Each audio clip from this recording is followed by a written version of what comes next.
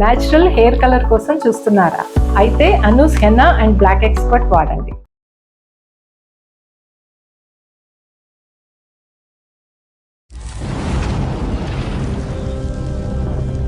నేనున్న ఒక్క కొడుకుని సార్, నేను కాకపోతే ఎవరు చూసుకుంటారు సార్ పేరెంట్స్ ని? సార్ 10 ఏళ్ల జీవితంలోనే నాకు 100 ఏళ్ల జీవితం చూపించింది సార్.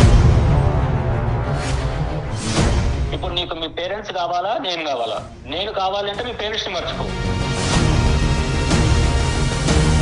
సైకాట్రిస్ట్ డాక్టర్ దగ్గరికి వచ్చాను, మీతో మాట్లాడుతా అన్నారు. మీతోని నేను ఎందుకు మాట్లాడాలి? వాళ్ళతో వాళ్ళెవరు? ఒక్క క్షణం అండి, కొంచెం టైం ఇవ్వండి. ఒక్కసారి ఏం కంప్లైంట్ చేశాడు ఇప్పుడు నా గురించి? వృద్ధాప్యంలో ఉండేటటువంటి తల్లిదండ్రులను కాపాడవలసినటువంటి బాధ్యత ఒక ఏకైక కొడుకు మీద ఉండదా అమ్మా? డబ్బులు ఇస్తామంటున్నాం కదండి. డబ్బులతో అన్ని కొనుక్కుంటారా సునీత గారు? ఏం మాట్లాడుతున్నారండి? సిటీ లైఫ్ లో ఈ రోజు రేపు ఎవరో ముసలోళ్ళు నేరేసుకుని ఎవరో తప్పమ్మా సునీత. ఆ ముసలోళ్ళకి వస్తే ఎన్ని చెయ్యాలండి? ఎన్ని సాకరీలు చేస్తే అవుతాయి అన్ని? అయ్యో, రేపొద్దున్న మనం కూడా అదే పరిస్థితిలోకి వెళ్తాం సునీత. మనం ఇక్కడితోనే ఆగిపోమండి. మేమంత త్యాగమూర్తులో కాదు, నేను మాకంత ఓపికలు లేవు. మీకు నమస్కారం. జీవితాంతం ఆ తల్లిదండ్రులు కొడుకుతో మాట్లాడకుండా ఎలా ఉండగలరమ్మా? ఏ కాలంలో ఉన్నారు మేడం మీరు? మీరు వాస్తవంలోకి రండి సార్. మేము బుద్ధి గడ్డి తిని నీ కాన్ఫరెన్స్ కాల్ కలపమన్నాం. నేనేం తక్కువడేం కాదు, మీ దగ్గర రావుడిలో నటించేస్తున్నాడేమో. ఈ రోజు నీకు గట్టిగా మేము మాట్లాడాలని అనుకుంటే కనుక అతన్ని ఇంటికి వచ్చాక పెన్నం మీద పెట్టి వేయించేస్తావని భయం మాకు. వాళ్ళు ఏదో చెప్తున్నారు కదా, ఇదో ఎన్ని ఇంకేమన్నా ఉంటే చెప్పుకున్నారు. కాళ్ళ మీద పడి ఏడ్చి అప్పుడు రా, నీకు అప్పుడు ఉంది, నీకు ఇంట్లో రా, వచ్చాక చెప్తాను, ఇప్పుడు కాదు. వెల్కమ్ టు అందమైన జీవితం. నమస్తే కళ్యాణ్. నమస్తే జయ గారు. నమస్తే అమ్మా. కళ్యాణ్ గారు, హైదరాబాద్ నుంచి ఒక మెయిల్ వచ్చిందండి. అతని పేరు భాస్కర్. ఒక్క నిమిషం. ఈ ప్రోగ్రామ్కి అందమైన జీవితం అనేటటువంటి ఒక చక్కటి పేరు నామకరణం ఎవరు చేశారు? ఎలా వచ్చింది కాన్సెప్ట్? ఫస్ట్ జీకే గారు, గోపాలకృష్ణ గారు, నేను, మన క్రియేటివ్ హెడ్ ఆయన నేను డిస్కస్ చేసుకున్నాం. ఇలా చేస్తే బాగుంటుందేమో, ఒక చిన్న ఐడియా, జస్ట్ ఒక లైన్ ఫామ్ అయిందండి. వెంటనే మీకు కాల్ చేయటం, మనం ముగ్గురం కూర్చోవటం, మాట్లాడుకోవటం, కాన్సెప్ట్ డిజైన్ చేసేసుకున్నాం కదా. అల్టిమేట్గా మనకేంటి, మన జీవితం సాఫీగా అందంగా వెళ్ళాలనుకుంటాం. సో ఈ పేరు అయితే చాలా బాగా కనెక్ట్ అవుతుంది. ఇది చూద్దామా అన్నారైనా, వెంటనే మన ఎండి గారు సుమన్ గారికి చెప్పటం, ఆయన కూడా సూపర్, గో హెడ్ అనేసారు. సో అలా అందమైన జీవితం స్టార్ట్ అయిందండి. చాలా సంతోషం అమ్మా. ఒక కాలర్ ఉన్నారండి, మనకి ఒకళ్ళు మెయిల్ చేశారు హైదరాబాద్ నుంచి. అతని పేరు భాస్కర్ అండి. ఉద్యోగం చేసుకుంటున్నారు, పెళ్ళయింది. సమస్య ఏంటంటే భార్యతో, తన ఫ్యామిలీతో, తన తల్లిదండ్రులతో, ఇటు భార్యతో మధ్యలో నలిగిపోతున్నాను. నేను ఎటు ముందుకు వెళ్ళలేకపోతున్నాను, వెనక్కి రాలేకపోతున్నాను. ఏం చేయాలో నాకు అర్థం కావట్లేదు. చాలా సెన్సిటివ్ విషయం ఇది. డాక్టర్ గారితో ఖచ్చితంగా నా విషయం గురించి మాట్లాడాలి అనే ఉద్దేశంతో మీకు మెయిల్ చేస్తున్నానని చెప్పి పెట్టాడండి అతను. నెంబర్ కూడా ఇచ్చారు, ఒకసారి కాల్ చేసేయమంటారా? పిల్లలు ఉన్నారమ్మా? మనకు తెలీదు. పిల్లలు ఉన్నారు. హలో భాస్కర్ గారు. మేడం, ఎవరండి మీరు? నేను జయానండి, అందమైన జీవితం, సుమన్ టీవీ అందమైన జీవితం ప్రోగ్రామ్ నుంచి కాల్ చేస్తున్నాను. మేడం నమస్తే. మేడం నమస్తే అండి. మీరు మాకు మెయిల్ పెట్టారు, సో మీతో మాట్లాడదామనేసి కాల్ చేశాను. ఫ్రీ ఉన్నారా? మాట్లాడొచ్చు మేడం. రైట్. డాక్టర్ గారు కూడా ఉన్నారు. ఒక్కసారి మీ సమస్య ఏంటో ఒకసారి బ్రీఫ్గా చెప్తారా? తప్పకుండా మేడం. Right sir. నమస్తే భాస్కర్ గారు. నమస్తే. నమస్కారం సార్. చెప్పండి సార్, ఎవరిది సమస్య? సార్ సమస్య ఏంటంటే, ఎప్పుడైనా సరే మా పేరెంట్స్ పొరపాటున ఎప్పుడైనా మమ్మల్ని చూడాలని వస్తుంది సార్. వాళ్ళు పేరెంట్స్ ఎప్పుడైనా వచ్చినప్పుడు వాళ్ళని అసలు ఎట్లా అంటే రెస్పెక్ట్ కాదు కదా సార్, అసలు చాలా దారుణంగా చూస్తుంది సార్ వాళ్ళని. వాళ్ళు కూర్చున్నప్పుడు వాళ్ళ దగ్గర కూర్చొని, వాళ్ళ ఎదురుగా కూర్చొని కాలు మీద కాలేసుకొని కూర్చోవడం, వాళ్ళకి అట్లీస్ట్ ఏదైనా భోజనం పెట్టాలన్నా, టిఫిన్ చేయాలన్నా కూడా ఏంటమ్మా ఏమన్నా రెడీ అయిందా అంటే, లేదు అక్కడ ఉంది పెట్టుకోపోండి అని చెప్పి వాళ్ళని అమర్యాదగా మాట్లాడటము. అది ఎట్లా అంటే, మా పేరెంట్స్ వస్తే ఒకలాగా ట్రీట్ చేస్తున్నారు, వాళ్ళ పేరెంట్స్ వస్తే ఒకలాగా ట్రీట్ చేస్తున్నారండి. ఎంతసేపు నేను ఫోన్ లో మాట్లాడినా కూడా, ఈవెన్ మా పేరెంట్స్ దూరం ఉంటారు కాబట్టి అట్లీస్ట్ 2 days కోసారో 3 days కోసారో మనం కాల్ చేసుకొని మాట్లాడుకుంటాం కదా సార్, పేరెంట్స్ తో మాట్లాడుతుంటాము. సో అది తనకు నచ్చదు. అది ఎంతసేపు ఫోన్ మాట్లాడుతుంటే నీకేం అవసరం, ఊరికే ఎందుకు మాట్లాడతావు, ఇలాంటి క్వశ్చన్లు అండి. అంటే మా పేరెంట్స్ తో నాకు మాట్లాడుకునే స్వేచ్ఛ లేదా సార్? ఎందుకు అంటే మీ పేరెంట్స్ ఏమన్నా తెలిసి తెలియకుండా ఏమన్నా ఈ అమ్మాయిని ఏమన్నా అన్నారా? ఏమన్నా ఆ విధంగా ఏమైనా మనస్తాపం చెంది వాళ్ళ మీద ఒక శత్రుత్వం పెంచుకుందా, ఏంటి కారణం? పెళ్ళైన కొత్తలో ఏమైనా ఇన్సిడెంట్స్ జరిగాయా? అలాంటిది ఏం లేదు సార్. ఎందుకంటే పెళ్ళైన కొత్తలో మేము అంటే ఒక 1 వీక్ 10 డేస్ అక్కడ ఉన్నాం. పెళ్ళైన తర్వాత జాబ్ ఇక్కడ ఉంది కాబట్టి మళ్ళీ జాబ్ లో జాయిన్ కావాలి కాబట్టి ఎంబటి 1 వీక్ 10 డేస్ లో వచ్చేసాము. ఈవెన్ మా పేరెంట్స్ దగ్గర మేము వెళ్ళినా లేకపోతే మా పేరెంట్స్ ఇక్కడికి రావడం వేళ్ళ మీద లెక్క పెట్టుకోవచ్చు సార్. మరి తన పేరెంట్స్ తో వాళ్ళతో మాట్లాడుకుంటూ ఉంటారా? తన ఇంటికి తను మాట్లాడుకోవచ్చు. కానీ నేను మాట్లాడితే మాత్రం ఎందుకు ఊరికే మాట్లాడము? వాళ్ళు ఎప్పుడన్నా పొరపాటున ఎప్పుడన్నా వస్తే వాళ్ళని వెళ్ళిపోయేటట్టుగా మాట్లాడము. మరి మీ పేరెంట్స్ ఇంటికి మీరు వెళ్ళటం కానీ లేదంటే పండగకో పబ్బానికో మీ ఇద్దరు కలిపి వెళ్ళటం అదేమైనా జరుగుతుందా? అది కూడా ఆగిపోయిందా? అది కూడా ఆగిపోయింది సార్. ఏంటంటే ఇప్పుడు ఎంతసేపు వాళ్ళ పేరెంట్స్, వాళ్ళ చుట్టాలు, వాళ్ళ ఫంక్షన్స్, ఎంతసేపు వీళ్ళ చుట్టాలు సైడ్ ఇటు సైడ్ పోవడమే తప్పించి మా చుట్టాలకు కానీ మా పేరెంట్స్ దగ్గర కానీ వెళ్ళడం కానీ అసలు జరగట్లేదు సార్. సరే అట్లయినా సరే వీళ్ళు నా వాళ్ళే, వీళ్ళు నా పేరెంట్స్ తో సమానం అని చెప్పేసి నేను అట్లయినా సరే అందరూ మన వాళ్ళే అని చెప్పి నేను కలుపుకోపోయేవాడిని సార్. కానీ ఇటు వరకు వచ్చేసరికి ఏంటంటే అవసరం లేదు. 10 years నుంచి ఇదే పద్ధతి అండి, లేకుంటే మధ్యలో మారారా ఆవిడ ఇట్లా? మొదటి నుంచి ఇదే ధోరణండి. ఎట్లా అంటే ఎందుకు ఇంకా ఎట్లా అంటే పీక్స్ కి వెళ్ళిపోతుంది మేడం. మీరు ఎప్పుడైనా చెప్పారండి? ఎప్పుడైనా వాదన జరిగిందా ఈ విషయానికి సంబంధించి? మాట్లాడుకున్నారా కనీసం? ఈ విషయం గురించి ఎప్పుడు టాపిక్ వచ్చినా మాకు పెద్ద వార్ జరుగుతుంది మేడం. మాకు వార్ జరగడము, తను వారం 10 రోజులు మాట్లాడకపోవడము. ఎవరు కాంప్రమైజ్ అవుతారండి? లాస్ట్ నేనే కాంప్రమైజ్ అవ్వాల్సి వస్తుంది మేడం. ఇటు పోయి మళ్ళీ కాంప్రమైజ్ అవ్వాలి. కానీ ఇప్పుడు కాంప్రమైజ్ అయ్యే ఓపిక లేదు మేడం నాకు ఇంకా. అంటే బహుశా ఇప్పుడు భాస్కర్, ఇప్పుడు అమ్మ నాన్నకి సంబంధించినటువంటి అంశం ప్రతిరోజు మీరు మాట్లాడుకోవాల్సినటువంటి అవసరం లేదు కదా. ఆ ఇష్యూ కాకుండా మిగతా అన్ని ఇష్యూస్ లో మీ ఇద్దరు అన్యోన్యంగానే ఉంటారా? మిగతాదంతా బాగానే ఉంటుంది. రీసెంట్ గా ఒక చిన్న విషయం అండి. మా పేరు మార్నింగ్ వాష్రూమ్ లో ఉండగా కాల్ వస్తే తను కాల్ కట్ చేశారండి. నేను చూసుకోకుండా రెగ్యులర్ షెడ్యూల్ లో పడిపోయి ఆఫీస్కి వెళ్ళిపోయాను. మళ్ళీ నా వర్క్ చేసుకున్న సాయంత్రం నాకు కాల్ వచ్చిందండి. మళ్ళీ సాయంత్రం కాల్ వచ్చి కాల్ లిఫ్ట్ చేస్తే, ఏంట్రా నువ్వు ఇలా కాల్ లిఫ్ట్ చేయలేదు, మార్నింగ్ ఇలా జరిగింది, నాన్నకి బీపీ షుగర్ అంతా డౌన్ అయిపోయింది, స్ట్రోక్ రావడం జరిగింది, హాస్పిటలైజ్ అయినారు అని చెప్పి నాకు మళ్ళీ ఈవినింగ్ నాకు కాల్ చేస్తే తెలిసిందండి. ఎందుకంటే మార్నింగ్ కాల్ చేశారని చెప్పారు. నేను ఆ కాల్ చేశారని చెప్పారు, మా వైఫ్ కూడా చెప్పలేదండి. అక్కడ బానే ఉన్నారు నాన్నగారు.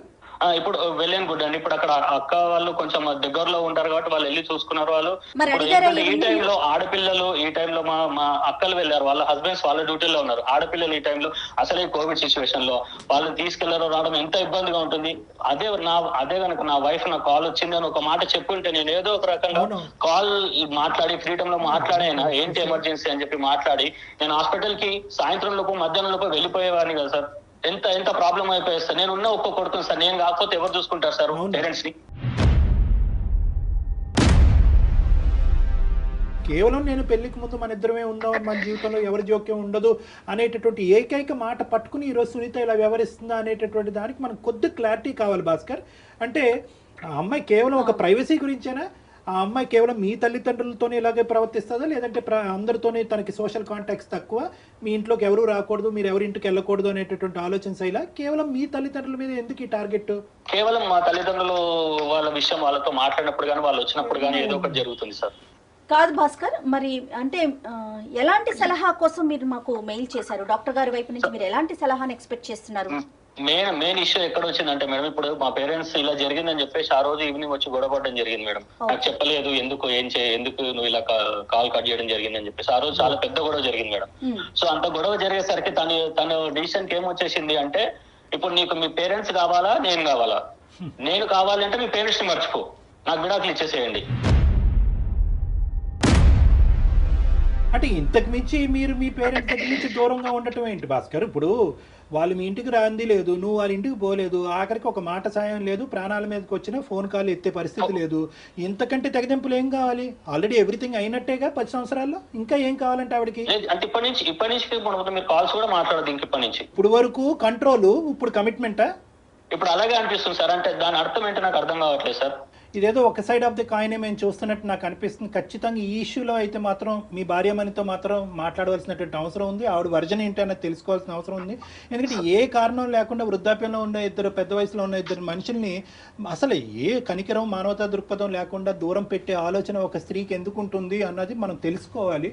అంటే అవకాశం ఉంటే సార్ 10 ఏళ్ల జీవితంలోనే నాకు 100 ఏళ్ల జీవితం చూపించింది సార్. ఆమె గయాలితనం అట్లా ఉంటుంది. ఆమె నోట్లో నోరు పెట్టకపోతే ఎంత బాగుంటే అంత దూరం ఉంటే అంత మంచిగా ఉంటుంది సార్.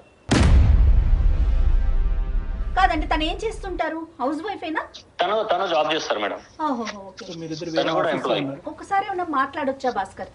సార్ నేను ప్రయత్నం చేస్తాను సార్. నేను ఒకసారి కాల్ కలుపుతాను, మీరు కూడా ఒకసారి మాట్లాడండి సార్ తనతో. పర్వాలేదా? నో ప్రాబ్లం కదా?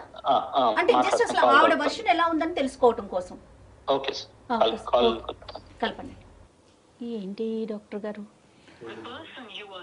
అంటే మనం ఇప్పుడు అతను కావాలి, అతన్ని కని పెంచి ఇక్కడ దాకా తీసుకొచ్చిన తల్లిదండ్రులు వద్దా? రేపొద్దున్న మరి మన పిల్లలకి మనం ఏం చెప్తాం? అంత దూరం ఆలోచించరు కదా, ఇక్కడే స్టోరీ. తాత చిప్ప తరతరాలు అంటారు. హలో హలో, ఏం చేస్తున్నావు? ఏదో చేస్తున్నాను. ఏంటి ఇప్పుడు? ఏం చెప్పండి. పిల్లలు ఏం చేస్తున్నారు? ఆన్లైన్ క్లాసులు జరుగుతున్నాయి కదా, కూర్చున్నారు అక్కడ. వాళ్ళు తెలుసు కదా, మళ్ళీ నన్ను అడుగుతావేంటి? అయ్యో ఏంటి, ఎందుకు చేసావు? చెప్తాను సరే. నేను ఇక్కడ సార్ని డాక్టర్స్ దగ్గరకు వచ్చాను, సైకాట్రిస్ట్ డాక్టర్ దగ్గరకు వచ్చాను. మన సమస్య గురించి ఒకసారి సార్ కూడా మీతో మాట్లాడుతా అన్నారు. నీతోని నేను ఎందుకు మాట్లాడాలి వాళ్ళతో? వాళ్ళెవరు? నాకేం సంబంధం వాళ్ళతోటి?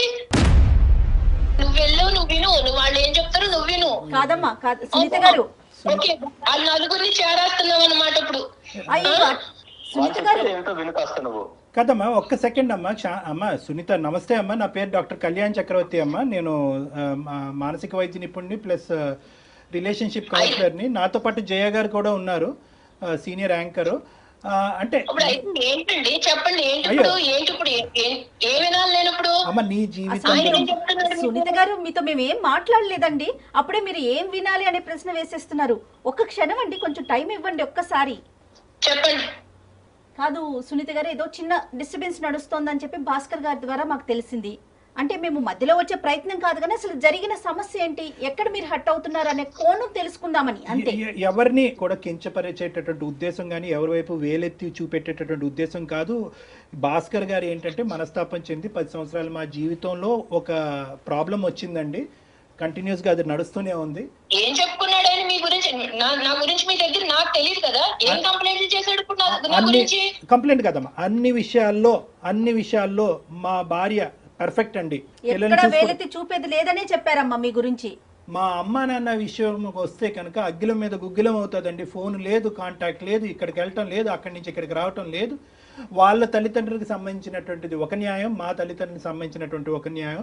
ఆడ పేరెత్తితే నేను ఎందుకు మండిపడతానండి? ఈయన తెలియదు, మీకు తెలియదు. నా గురించే చెప్తే నేను చేసేది, నేను మాట్లాడేది మీ అందరికీ కనపడతాను ఇప్పుడు కూడా. నాకేదో చెప్తామని చూస్తున్నారు. అందు గురించే ఈ కాల్ చేసాం. నీ వర్జన్ వినాలనే ఉద్దేశం. నువ్వు కోపంగా ఉన్నావు, గట్టిగా మాట్లాడుతున్నావు, మేమేమి అది తప్పుగా భావించట్లేదు. మీ మీకున్నటువంటి టెన్షన్స్ మీకున్నాయి, కానీ దయచేసి ఒక 2 నిమిషాలు ఇతను ఈ విధంగా ఎందుకు మాట్లాడాడు అన్నది మీ వర్జన్ చెప్పండి అమ్మా. ఏమయ్యా ఇప్పుడు నువ్వేం చెప్పావు? అప్పుడు నువ్వు పెళ్ళప్పుడు నువ్వేం చెప్పావు చెప్పు. మన ఇద్దరమే ఉంటాము, ఎవరు ఉండరు, ఇన్ని ప్రేమగా చూసుకుంటాను అని చెప్పావా లేదా అప్పుడు? మరి ఇప్పుడేమో 10 ఏళ్ళు కూడా అవ్వకుండానే నువ్వు మళ్ళీ వాళ్ళని తీసుకొచ్చి నన్ను ఎత్తి మీద ఎత్తానంటే నేనేం చేయాలి? నేను ఊరికే కూర్చున్నానా? పొద్దున్నే వాళ్ళకి ఇప్పుడు ఆరోగ్యం బాగాలేదు, వాళ్ళని చూసుకోవడానికి వాళ్ళ కొడుకు కాకపోతే ఎవరు చూసుకుంటారు వాళ్ళని? ఆరోగ్యం బాగాలేకపోతే అక్కడ ఎలా వదిలేస్తారు వాళ్ళని? ఎవరో ఒకరు చూసుకుంటారు, మనుషులు పెట్టు. ఇప్పుడు నేను ఇక్కడికి తీసుకొస్తే నేను మాత్రం ఎక్కడ చూస్తాను? సాయంత్రం పొద్దున్న వెళ్ళిన దాన్ని సాయంత్రం 5, 6 కానీ ఆ ఉద్యోగం అవ్వదు. ఇంటికి వచ్చేటోడికి 7 అవుతూ ఉంటే మా పిల్లల్ని చూసుకోవడానికి 2 గంటలు సరిపోవట్లేదు అక్కడ. నువ్వు వాళ్ళని తీసుకొచ్చి పెడతానంటే ఇప్పుడు మనుషులు పెట్టి చూపించాలి తప్ప నేను చూసే టైం గానీ నా పిల్లల్ని పెంచుకోవడానికి నాకు టైం లేదు. ఆ మనుషులు లేదు, అక్కడే పెట్టుకో అక్కడ డబ్బులు ఇచ్చేస్తాం కదా. అమ్మ సునీత, కేవలం అప్పుడు పెళ్లికి ముందు ఆ మాట అలా అన్నాడనే ఉద్దేశంతోనే నువ్వు ఈ రోజు ఇలా ఉన్నావమ్మా? మాకు 1,00,000 ఉన్నాయి సార్ ఇక్కడ. మాకు తెల్లారి లేచి మేమిద్దరం బయటికి వెళ్ళి ఇంటికి వస్తేనే గానీ కుదరదు. పొద్దున్న సాయంత్రం పిల్లల్ని చదివించుకోవాలా, వాళ్ళని ఎలా పెంచుకోవాలి, పొద్దున్నే లెగాలి, ఇంట్లో వంటలు చేసుకోవాలి, పనులు ఇవే సరిపోతున్నాయి. కానీ మధ్యలో ఈ కరోనాలు, దరిద్రాలు ఒకటి సచ్చినాయి కదా. ఇప్పుడు అలా కదమ్మా, కరోనా సునీత గారు, కరోనా ఉండొచ్చు, ఏదన్నా ఉండొచ్చమ్మా, కానీ వృద్ధాప్యంలో ఉండేటటువంటి తల్లిదండ్రులు కాపాడవలసినటువంటి బాధ్యత ఏకైక కొడుకు మీద ఉండదా అమ్మా? డబ్బులు ఇస్తామంటున్నాం కదండి. అక్కడ డబ్బులతో అన్ని కొనుక్కుంటారా సునీత గారు? ఏం మాట్లాడుతున్నారండి? సారీ అండి ఇట్లా అంటున్నందుకు. ఎవరో సిటీ లైఫ్ లో ఈ రోజు రేపు తెల్లారు లేసి ఎవరికాళ్ళు ఉద్యోగాలు చేసుకుంటా సాయంత్రం నైట్ అయిపోయి ఇంటికి వచ్చేటప్పటికి ఎవరో ఈ ముసలోళ్ళని మేరేసుకుని ఎవరో తప్పమ్మ సునీత, చూడట్లేదండి. ముసలోళ్ళు అదే మాట అనుకోమ్మా. రేపొద్దున్న మనం కూడా అదే పరిస్థితిలోకి వెళ్తాం సునీత. మనం ఇక్కడితోనే ఆగిపోమండి. మానవత్వం మంట కలిసిపోలేదమ్మా, అర్థం చేసుకో. వాళ్ళకిలాగా మేము వచ్చి మీరు పడవండి, పిల్లల మీద మేము పడవం, వాళ్ళు వచ్చి పడతారేమో, మేము వచ్చి పడవం. మా ప్లాన్లు మాకు ఉంటాయి. రేపొద్దున అమ్మ వృద్ధాప్యం అనేటటువంటిది ఎక్స్క్లూజివ్ గా భాస్కర్ తల్లిదండ్రులకు కాదు, మీ తల్లిదండ్రులకి వృద్ధాప్యం వస్తుంది, మీకు వృద్ధాప్యం వస్తుంది. రేపొద్దున పెద్ద అయిన తర్వాత మీ పిల్లలు కూడా వాళ్ళ భార్యలు అంటారు, అరే డబ్బులు పడేసారా ఎందుకు పోయి చూసేదని అంటారు వాళ్ళ భర్తలతో. అది ఓకేనా మీకు? అదే చెప్తున్నానండి. ఇప్పుడు వాళ్ళు మా అమ్మ నాన్న గురించి నేనే వాళ్ళని విడిగా చూసుకోవట్లేదు. వాళ్ళు చూసుకోవాలని నాకు ఉంది. వాళ్ళు పెద్దోళ్ళు అయిపోయారు కానీ నేను వాళ్ళని చూసుకోవట్లేదు. ఎందుకంటే నాకు అంత టైం లేదు. అది అర్థం చేసుకోరేంటండి? ఎన్నని చెయ్యాలి? బయట చెయ్యాలా, ఇంట్లో చెయ్యాలా ఈ పనులు? ఈయన వచ్చేసి ఆయనకేమో ఇంట్లో పనులు ఏముండవు, బయట పనులు ఆయనతో సమానంగా నేను చేస్తున్నాను. ఆ ముసలోళ్ళకి వస్తే ఎన్ని చెయ్యాలండి? ఎన్ని సాకరీలు చేస్తే అవుతాయి అన్ని? వచ్చి కూర్చుంటే అయిపోయింది అనుకుంటున్నారా? కానీ మీరు ఆ ముసలోళ్ళు అనే ఆ పదాన్ని మాత్రం ఆపుకోలేకపోతున్నారండి సునీత గారు. అది వినటానికి కూడా చాలా బాధ అనిపిస్తోందమ్మా. ఉన్నప్పుడు ఆరోగ్యంగా ఉన్నప్పుడు వేరే వాళ్ళు లేందే మీ భర్త వచ్చారా, లేకుంటే మీ తల్లిదండ్రులు లేందే మీరు వచ్చారా? ఒక్కసారి ఆలోచించండి. ఏ కాలంలో ఉన్నారు మేడం మీరు? ఏ కాలంలో ఉన్నారు? మాకు కుదరట్లేదని చెప్తున్నాం కానీ చూడమని అనట్లేదు కదా. డబ్బులు ఇస్తాం అంటున్నాం కదా. అమ్మ మీరేమన్నా అమెరికాలో ఉన్నారమ్మా? హైదరాబాద్ లోనే కదా ఉన్నారు. కుదరకపోవటం ఏంటి? హైదరాబాద్ లో ఉంటే ఇక్కడ మాకు నడవదండి. మాకు నడవదు. వాళ్ళు కూర్చోబెట్టి వాళ్ళకి చాకరీలు చేసి వాళ్ళకి సేవలు చేసే టైం మాకు లేదు. పిల్లల్ని చూసుకోవాలా, ఇవి చెయ్యాలా? మాకుండే బాధలు మాకున్నాయి. అంతేగాని నేను చూడను అనట్లా. డబ్బులు ఇస్తాం అక్కడ ఉంచుకోమంటున్నా. ఎవరు మా ఇంటి దగ్గర మీరు ఇంత స్ట్రాంగ్ గా మాట్లాడటానికి వేరే కారణం ఏదైనా ఉందా వాళ్ళ వైపు నుంచి? అడగండి. అక్కడ ఉన్నారు కదా ఆయన, మీ దగ్గరికి వచ్చాడు కదా ఆయన, ఏదో చెప్పుకుంటున్నాడు కదా నా మీద కంప్లైంట్లు.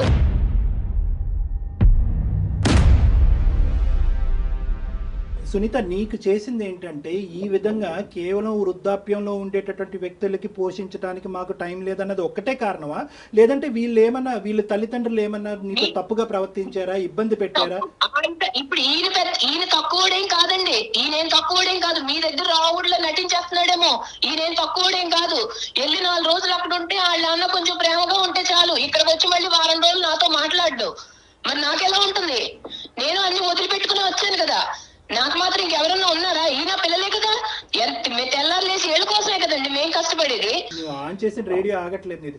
కాదమ్మా సునీత, ఇప్పుడు ఇక్కడ మాకు భయం ఏమీ లేదు.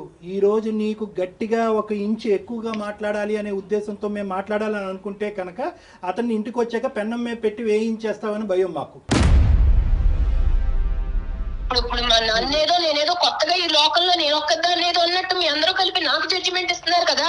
ఎలాగో ఉంది, రమ్మనండి చూస్తాం ఇవన్నీ. నాకు ఇప్పుడే చెప్తున్నారు, మేమంత త్యాగమూర్తులో కాదు, మాకంత ఓపికలు లేవు. మీకు నమస్కారం. మాకు నమస్కారం పెట్టక్కర్లేదు. నువ్వు చెప్పుకో, ఏం చెప్పుకుంటావు చెప్పుకో. ఇప్పుడు వాళ్ళందరూ ఏదో చెప్తున్నారు కదా, ఏం చెప్పుకుంటావు చెప్పుకుని వాళ్ళ కాళ్ళ మీద పడి ఏడ్చి అమ్మా సునీత, చదువుకున్న దానివి, సమాజం తెలిసిన దానివి, 2 పిల్లల యొక్క తల్లివి, నువ్వు నిజంగా ఇలా మాట్లాడుతున్నావు అంటే, ఇంత మూర్ఖత్వంగా మాట్లాడుతున్నావు అంటే కనుక నమ్మలేకపోతున్నావు. నీ బాధ ఏంటమ్మా? నీ బాధ ఏంటి అన్నది నువ్వు ఇంకా చెప్పలేకపోతున్నావు. ఒకే పాయింట్ ఏంటంటే కనుక అక్కడికి వెళ్ళి నా భర్త కనెక్ట్ అయిపోయి వారం రోజులు నాతో మాట్లాడ్డాను అంటున్నావు. వారం రోజులు నీతో మాట్లాడకపోతే ఉండలేనటువంటి నువ్వు జీవితాంతం ఆ తల్లిదండ్రులు కొడుకుతో మాట్లాడకుండా ఎలా ఉండగలరమ్మా? నీకు అర్థం కాదా? పెళ్లి చేశారు కదా, పెళ్లి చేయకుండా ఉండాల్సిందండి. అప్పుడు మా సంస్కృతులు మాకు ఉన్నాయి. పెళ్లి చేయకుండా ఉండాల్సింది, ఇంట్లోనే పెట్టు కూర్చోవాల్సింది. పెళ్లి చేసుకుంటే భార్యకి భర్త, భర్తకి భార్య, ఇటు కుటుంబం లేదు అటు కుటుంబం లేదు. టైం లేదండి. మీకు అర్థం కాదా చెప్తుంటే? టైం లేదు.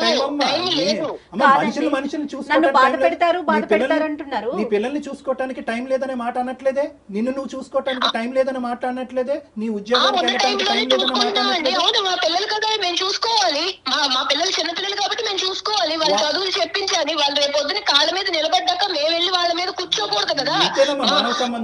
ఇంతేనమ్మా మానవ సంబంధాలు. ఎవరిని వాళ్ళు పోషించుకుని వాళ్ళ పిల్లల్ని చూసుకోవటమే మానవ సంబంధాలు. మన అవసరం తీరిన తర్వాత తల్లిదండ్రులను తీసుకెళ్లి ఓల్డేజ్ హోమ్స్ లోని వృద్ధాశ్రయాలు పడేయటమైనా. ఇందుకేనమ్మా ఉమ్మడి కుటుంబాలు నాశనం అయిపోతున్నాయి. ఇందుకే ఉమ్మడి కుటుంబాలు నాశనం అయిపోతున్నాయి. మీరు వాస్తవంలోకి రండి సార్. చెప్పుకోవడానికే బాగుంటాయి ఉమ్మడి కుటుంబాలు. అమ్మ మీరు డబ్బులు పడేస్తే అన్ని చెప్పడానికి కొనుక్కోవచ్చు అని బాగానే అనుకోద్దమ్మా ఉంటాయి. సునీత, డబ్బులు పడేస్తే అన్ని నీతులు కొనుక్కోవచ్చు చెప్పడానికి అన్నది. బాగుంటాయి సార్. రానున్న నీతులు రోజుల్లో నీ చెప్పడానికి స్థానాన్ని చాలా బాగుంటాయి. ఆలోచించలేకపోతున్నాం. కాదు మేము బుద్ధి గడ్డి తిని నీ కాన్ఫరెన్స్ కాల్ కలపమన్నాం. మాకు ఇప్పుడు మాకు అయిపోతుంది ఇక్కడ మేము 10 నిమిషాలు నేను భరించలేకపోతున్నాం. తప్పుగా నేను ఎవరితో ఇలా మాట్లాడలేదమ్మా, కానీ నీ మాట అంటే మేము ఎంత బాధపడితే నేను ఇలా మాట్లాడుంటాను మీకు అది అర్థం ఏం కాదా బాధండి? సార్? మిమ్మల్ని శారీరకంగా హింసిస్తున్నారా, మానసికంగా హింసిస్తున్నారా? ఏం బాధపడుతున్నారు మీరు? మేము అనుకున్నట్టు ఆయన ఉండడు సార్, ఉండడు. తెల్లారు లేచి ఆళ్ళ పాటే అమ్మా నాన్న ఏమైపోతున్నారు, ఇక్కడ మీ పిల్లలు ఏమైపోతున్నారు ఆయనకు అక్కర్లేదు. కాదమ్మా సునీత, ఒక్కసారి కొంచెం నిదానంగా ఆలోచించండి. ఇవాళ రేపు పెద్దవాళ్ళు లేక ఉద్యోగాలు చేసే ఆడవాళ్ళం ఎంత నలిగిపోతున్నాం కదా. అది మీ సైడ్ కావచ్చు, అతని సైడ్ కావచ్చు. ఒక పెద్దవాళ్ళు అమ్మో అమ్మమ్మో నాయనమ్మో ఎవరన్నా ఒకరుంటే రేపొద్దున మన పిల్లలకి ఆసరా కాదు. మాకు ఎక్స్ట్రా పని తప్ప వాళ్ళ వల్ల మాకు ఉపయోగం లేదు. నువ్వు అసలు ఒక్క నిమిషం 1 మినిట్ కూడా ఈ రోజు నుంచి నెక్స్ట్ రోజు గురించి ఆలోచించలేకపోతున్నాము. నీకు broad minded thinking, futuristic thinking లేదు. సారీ, నిన్నేమి నిందించట్లేదు, కానీ ఒక్క మాట మీరు చెప్తాను. సార్, ఒక్క మీరు నిమిషం నాకు ఇచ్చే సునీత ముందు గారు, నా బాధ కూడా మీరు అర్థం చేసుకుని చెప్పుంటే బాగుండేది. మీకు అమ్మా, ఆయన ఏం అదే చెప్పాడో కదమ్మా, నా మీద తెలీదు. అదే కదా తల్లి. భాస్కర్ ఫోన్ చేసినప్పుడు ఏంటయ్యా ఇలా మాట్లాడుతుంది, ఒక ఆడది అలాగే ఎక్కడో ప్రవర్తించేటటువంటి దానికి దాఖలాలే లేవు అని చెప్పి పొగుడుతున్నాడు నీ భర్త నీ గురించి, అన్ని ఇష్యూస్ లో బాగుందండి ఇది అదే అని చెప్పి. నీ నోటి ద్వారానే ఈ రోజు నువ్వు నీ జీవితాన్ని చండాలం చేసుకున్నావు అమ్మా. ఇప్పటి వరకు నీ మీద మాకు ఎటువంటి నెగిటివ్ ఇంప్రెషన్ బాధ లేదు. చెప్పుకుంటే మీకు అలా అనిపిస్తుంటే నేనేం చేయలేను కదా. నా బాధ ఇది నా బాధ. ఈ మనిషి మీ ఇంట్లోంచి వాళ్ళ తల్లిదండ్రులు బాగోగులు తెలుసుకోవటం గురించి దొంగతనంగా ఫోన్ మాట్లాడవలసిన అవసరం ఏముందమ్మా? అతను నిజం చెప్తున్నాడు, అబద్ధం చెప్తున్నాడు, పోనీ దీనికన్నా చెప్పు. అవునండి, వాళ్ళు మాట్లాడుకునేది ఏంటనుకుంటున్నారు? నా గురించి చెప్పుకోవడమే తప్ప వాళ్ళు మామూలుగా మాట్లాడుకోరు సార్. నేను ఎందుకు ఊరికే వద్దంటాను, ఎందుకు చెప్తాను? దాంట్లో ఒకటి జరిగేవి ఏంటంటే ఇక్కడ నేనేం చేస్తున్నాను, నా గురించి కంప్లైంట్లు చెప్పడమే అతనికి పని, వేరే పనేమీ లేదు. అక్కడి నుంచి వాళ్ళు చెప్పినట్టు ఈయన నడుచుకుంటాడు ఇక్కడ.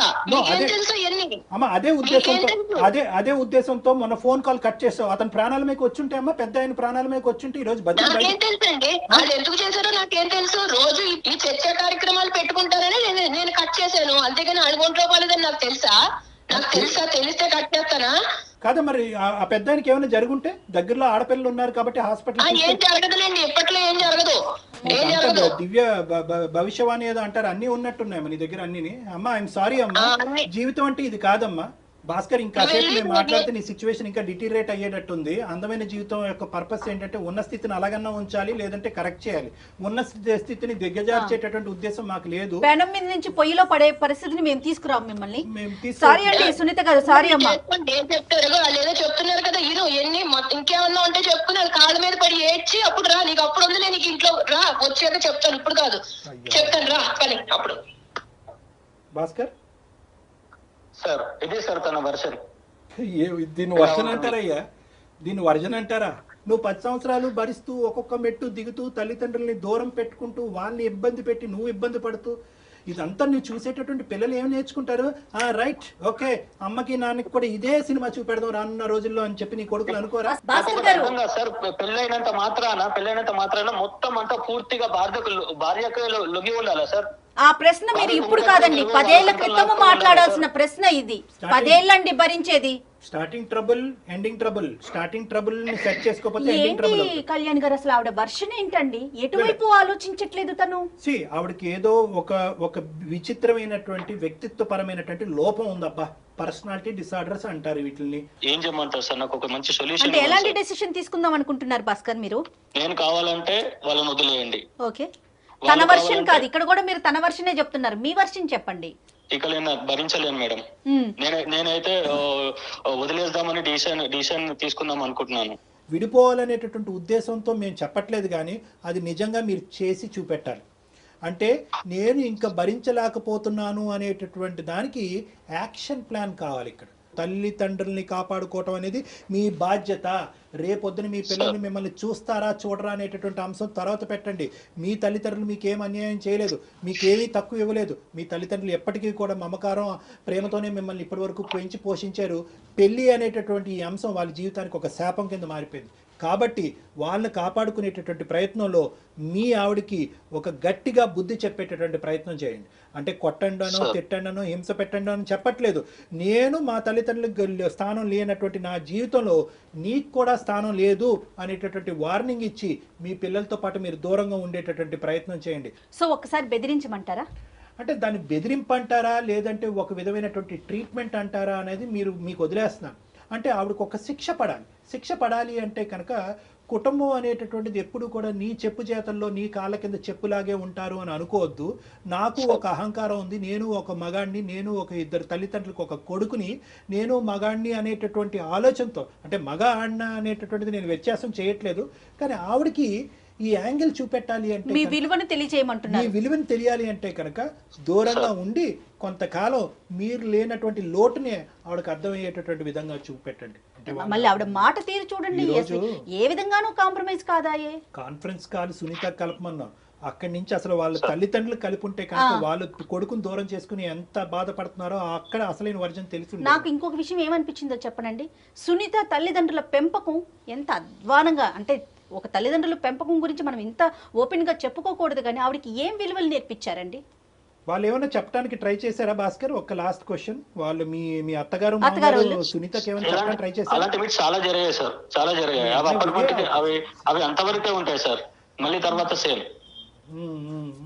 రైట్ భాస్కర్, ఒక్కసారి డాక్టర్ గారు చెప్పింది ఆలోచించండి, త్వరపడండి, మంచి నిర్ణయం తీసుకోండి, థ్యాంక్ యూ మేడం, చక్కని డెసిషన్ తీసుకోండి, చక్కగా ఉండండి. Thank you sir, all the best Bhaskar. Thank you sir.